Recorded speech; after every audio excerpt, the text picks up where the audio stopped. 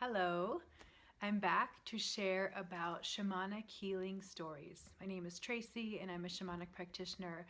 I'm going to share stories of clients who've experienced soul retrieval and extraction and power animal retrieval and soul purpose remembering and releasing spiritual intrusions. So let's start off with soul retrieval. I have a woman I'm thinking of who started coming in when she was in her early 40s, and she came in saying she was feeling depressed and anxious and having insomnia, and also in the past couple of years having physical issues. So her intention was about total health of mind, body, and spirit. So when I did her session, my soul retrieval guide did tell me that there was a soul retrieval for her. So when we retrieved the soul part and we brought it back in and we blew it into her, and at the end of her session I told her what the soul retrieval was all about. And she told me that when the soul part was blown back in, she felt this greater sense of fullness. Like before that, she said she just felt kind of weak and small. And now she was just, all of a sudden, she was feeling a lot fuller, and in her vitality felt stronger. And she had an interesting soul retrieval. Sometimes it's a soul retrieval that's a specific part, and other times it's a soul retrieval that is more of like a larger soul essence that's retrieved. In her case, it was a larger soul essence that was retrieved, and it was actually her higher self. My guide shared with me that she had been, because of her past, she had, and I didn't know the details of her past until after her session, but she had a past where she was abused by her former husband, and verbally abused and physically abused. And just all of that over the years, starting in her, she was married in her, started married, her marriage in her 20s, it just really diminished her, and it really took away a lot of her vitality. And so she was living this version of herself that really wasn't her true self. And the soul retrieval was to help to reconnect her more with her true self. And I saw the way this soul part looked. She was walking with such beauty and grace and confidence. And to see her in that way was also really healing, because the way we see ourselves and the way we see each other also holds people in a certain energy. So she was now being seen by herself and by me as that new version of herself, which is really not new, but it feels new to her. So the next story I'll share, there's one more that I want to share about soul retrieval. This was with a man about mid-40s, and he came in saying he just felt like things were not going right. He felt like he was having bad luck with his work and with his relationship. And so I like to work with people where I don't have a lot of their backstory up front, but some people like to share, and if they want to share, I'm happy to listen. But I like to just use their intention. And the reason why is because this practice is more esoteric and is not as common in our Western culture, people often have some skepticism. Some people have very little, some people have a lot, but either way, there's usually some amount of questions there, like how does this work, and is this really working? And so the less I know up front, then they know that I don't know certain things about their past. And so then when things come up about their past that my guides have showed me, and we're specifically treating them, and they're feeling better, then they don't have any doubt. Their doubt is gone. So it's proven. The proof is in the pudding. So they've got their proof. And that's also the point of these stories, is so that you listening out there can hear how it actually works, like in the world, on the ground. So with this next person, I was shown that his soul retrieval was from his younger ages, his younger years of his life. And his soul retrieval was helping to bring back love and believing in himself and self-worth and self-confidence. So I blew it back in, and at the end of the session, I blew it into his heart. At the end of the session, he told me that when I was blowing into him, he felt love for the first time. he said he had never felt that feeling of love before in his life. And so he was feeling the love of himself, self-love. It's the most important love there is, because we are here with ourselves from the day we're born until the day we die.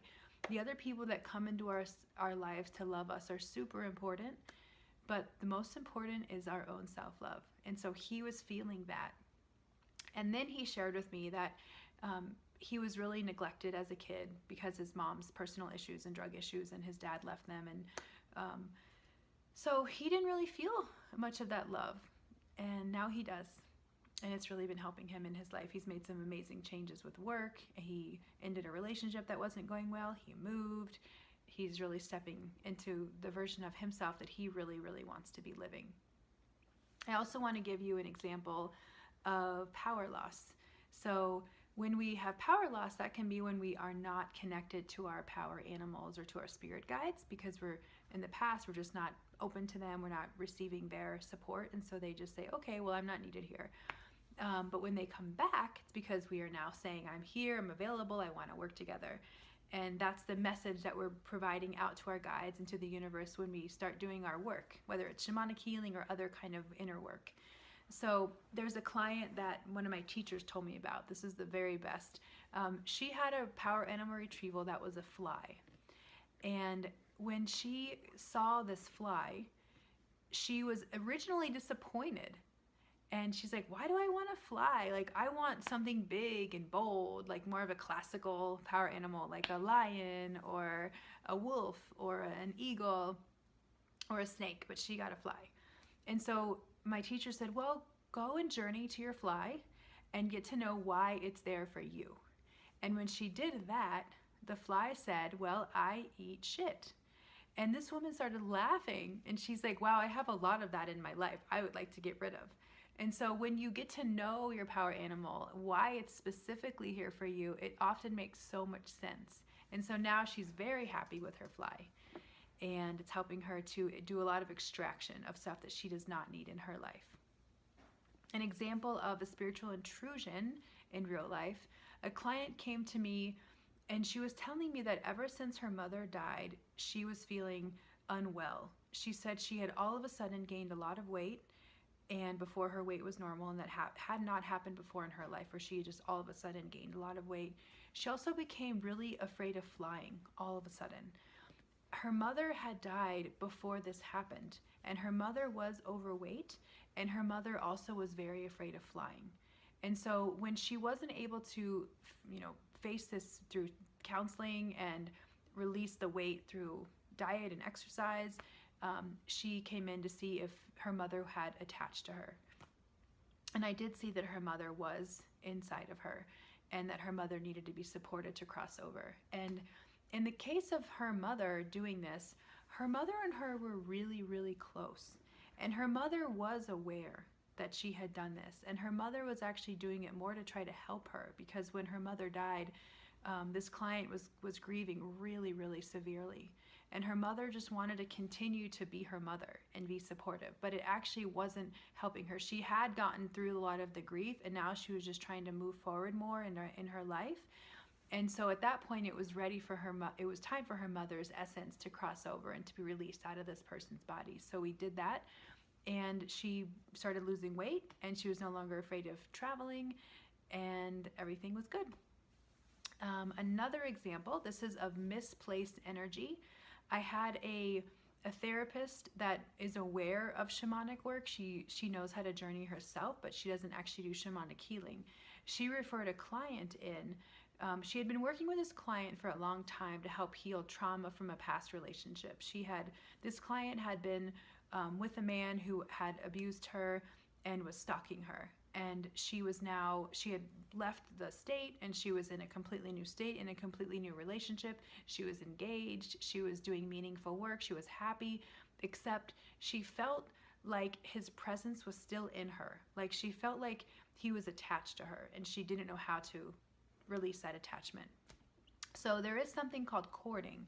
And in courting, my energy and another person's energy is connected by a cord, similarly like how a baby and a mom are connected with the umbilical cord. But in the sense of somebody who's just an adult or a child or anyone actually other than mother and baby connected by an umbilical cord, cording reduces energy. I can be receiving their energy, and then I'm feeling things that aren't really mine, and they can be receiving my energy, and it's draining as well. So I saw that there was an attachment of this ex-boyfriend to her. And in the shamanic healing session, when we confronted him, my guides and me, he was actually really easy to just separate from her. He just, kind of turned away and like looked kind of sad and disappointed and just walked away in this shamanic journey. It wasn't difficult. And in her mind, like, she was so afraid of him. And she had filed with police, and she had done things to try to keep him away from her. She had a restraining order, and she wasn't listed in the phone book. She was trying to, not be able to be found by him. But when I shared with her how easy it actually was to separate the energy and for him to clear, it was a huge relief, and she felt a huge relief also just feeling that he wasn't attached to her any longer. So I saw her another time a couple weeks later just to check back in, and she said that she was feeling completely normal again, like it was just her energy, and that it had really, really helped with her relationship, because her fear was actually holding back her and her new partner's relationship from moving forward. They wanted to get married, and I don't remember the exact details, but something about her fear of him finding her was affecting her marriage, her engagement. What else?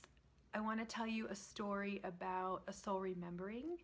So there's a client that I have worked with who is a woman in her 60s, and she has had cancer. And so we're working together through her cancer journey. She's in the midst of treatment, and my guides shared with me that a big lesson for her in her life is about loving herself and not giving away all of her energy to the people around her. She's a very, very wonderful, loving, sweet, nurturing person, and just so kind, but to her detriment, unfortunately. So they told me the first thing was that she needs to start to look around in the world and connect with why she wants to continue to live. And they said it can't be about anyone else. And when I shared that with her, she said, that's really, really hard. I keep thinking about my children and my husband.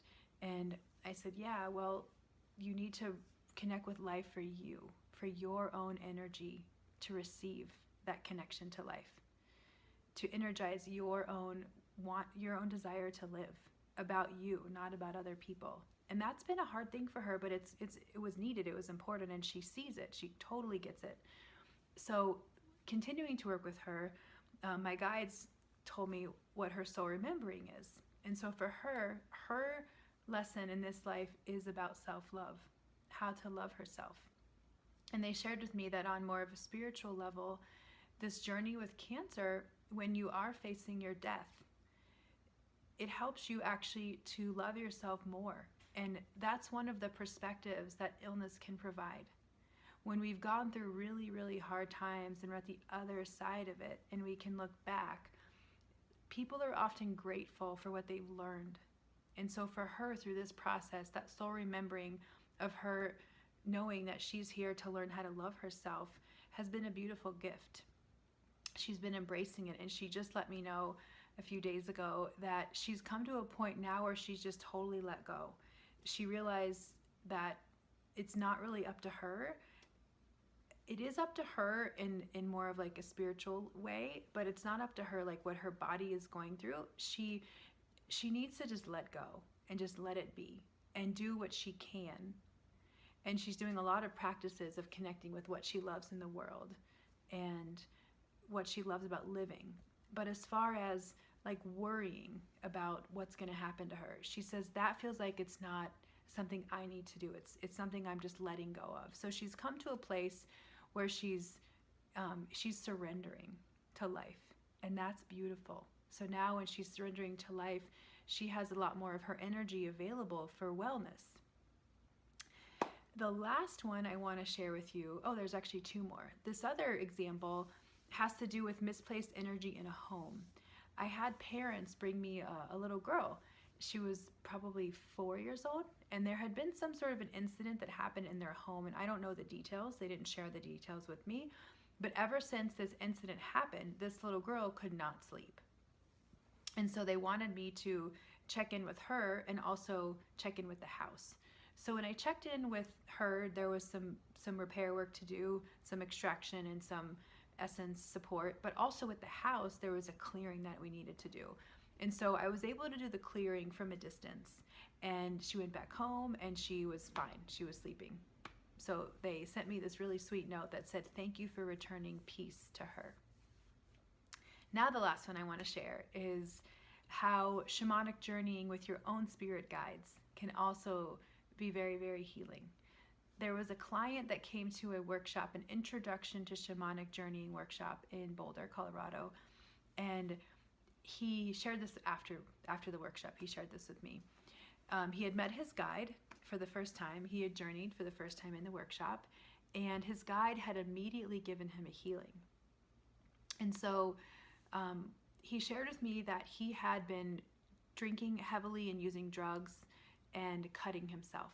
He had been depressed and anxious for a very long time, and he had tried Western medicine, and he didn't feel well. He didn't like the treatment that he had been given with different medications. He just didn't feel good on them. So he stopped taking them, but nothing was really working until he started to meet his guides.